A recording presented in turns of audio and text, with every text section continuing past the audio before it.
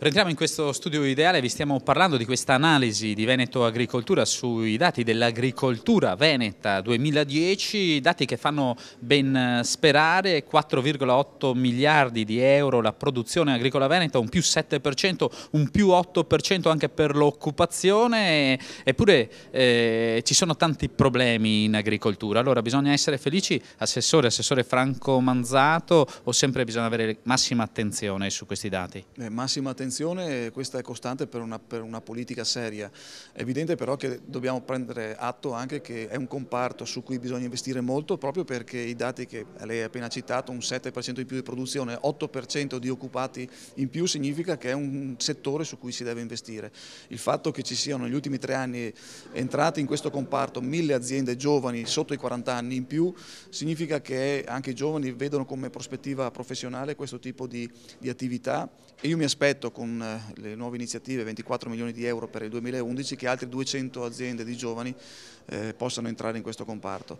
L'abbattimento di costi sarà il futuro. Ecco, c'è un dilemma, Assessore, che è quello consueto. Gli agricoltori si lamentano che i prezzi alla produzione sono quelli di 10-15 anni fa, le materie prime però continuano a crescere, e i consumatori si lamentano che i prezzi a loro continuano a crescere. Quindi c'è una filiera forse ancora troppo lunga e ci sono delle speculazioni in atto che non si possono tacere. Beh, sicuramente sì, sicuramente sì.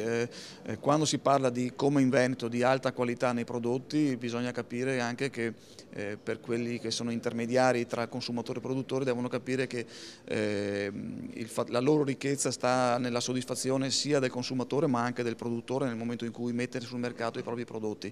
Il fatto che ci debba essere una interazione fortissima e anche un dialogo forte tra tutta la filiera è determinante perché tutto il sistema stia in piedi, perché è evidente che non può guadagnare solamente l'intermediazione, ma il produttore che fa la fatica, che investe perché il proprio prodotto sia di altissima qualità, deve essere legato anche alla soddisfazione del consumatore finale, e quindi sono due elementi che devono essere tenuti presenti in tutta la filiera. Se non c'è questa sensibilità io credo che potremo anche rischiare. Allora, io le chiedo di stare con me per un altro lancio e per tirare un po' le conclusioni, partendo da un'analisi.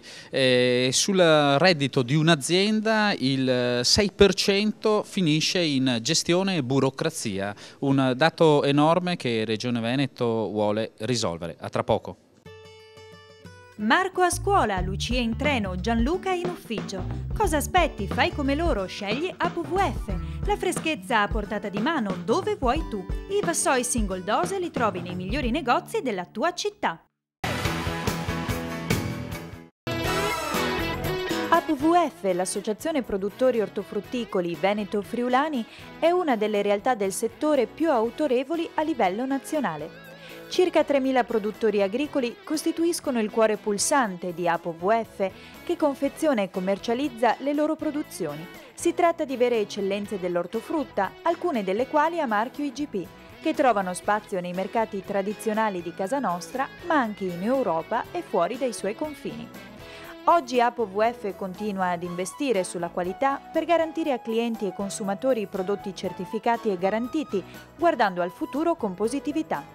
Si guarda il futuro con positività perché c'è una base sociale molto coesa, molto vicina all'azienda. Stiamo investendo molto in macchine, in impianti, e il nostro obiettivo è quello di ridurre la filiera tra il produttore e il consumatore, e quindi noi andremo sempre più vicino al consumatore finale con un prodotto finito. Lo stesso presidente Rossi conferma la volontà dell'Associazione di Produttori Veneto-Friulana, che ha la sua sede principale a San Polo di Piave, di guardare al mercato quindi con la volontà di costruire una filiera corta.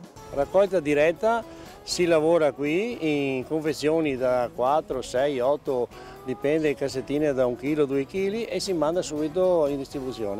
E questa è una garanzia di prodotto fresco, di qualità e genuinità. Dal campo alla tavola con prodotti tipici nostri. Abbiamo cambiato strategia, non si va più alla grande distribuzione attraverso un'azienda di servizi, ma si va in diretta attraverso i produttori. I produttori fanno della differenza e il territorio ci aiuta molto per questa differenza. APVF quindi resta legata alla propria missione, che vede in cima alla lista delle priorità la soddisfazione dei suoi soci produttori e dei consumatori finali. La sfida e la vittoria passa attraverso un prodotto e un territorio. Noi abbiamo dei prodotti IGP, dei prodotti meravigliosi. È importante che i consumatori acquistino i prodotti di stagione e questa è una garanzia.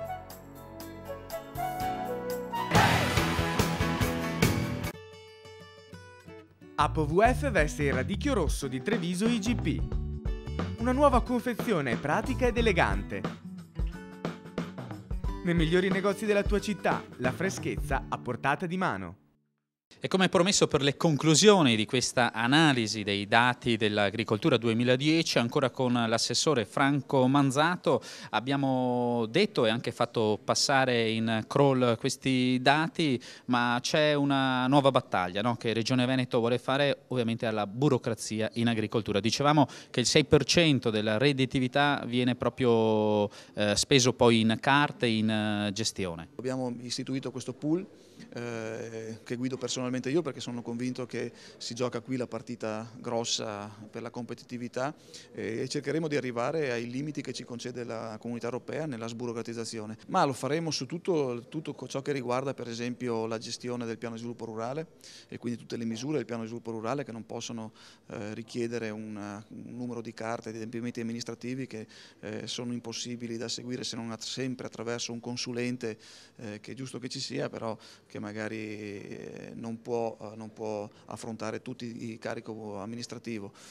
Penso a tutto ciò che viene gestito per esempio nella fase finale della vendita, penso a tutti per esempio le macellerie che devono avere registri di qualsiasi tipo per poter vendere la propria carne, e che li costringe ad avere un costo amministrativo talmente elevato da dover chiudere, decidere di chiudere. Il controllo è proprio emblematico, no? Un'azienda agricola per una qualsiasi cosa può essere controllata non da 1, 2 enti, ma addirittura da 5, 6, 7 enti diversi, e quindi ovviamente è un dispendio di energie terrificante. Energie e anche costi, per questo attraverso il tavolo dei controlli stiamo costruendo il registro unico per i controlli, che dà la possibilità a chiunque vuole fare delle ricerche o dei controlli in azienda di sapere già esattamente quali preventivamente controlli sono già stati fatti, proprio perché non ci siano doppioni, e credo che sia la parte fondamentale, perché al di là degli strumenti finanziari che metteremo a disposizione, l'abbattimento dei costi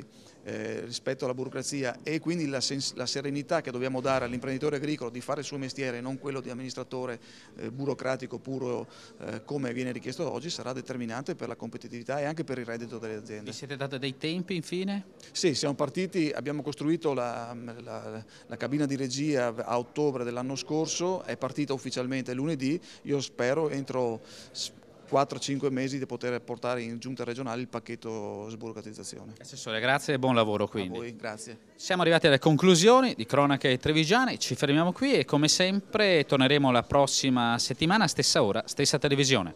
Cronache Trevigiane è una produzione Z Group.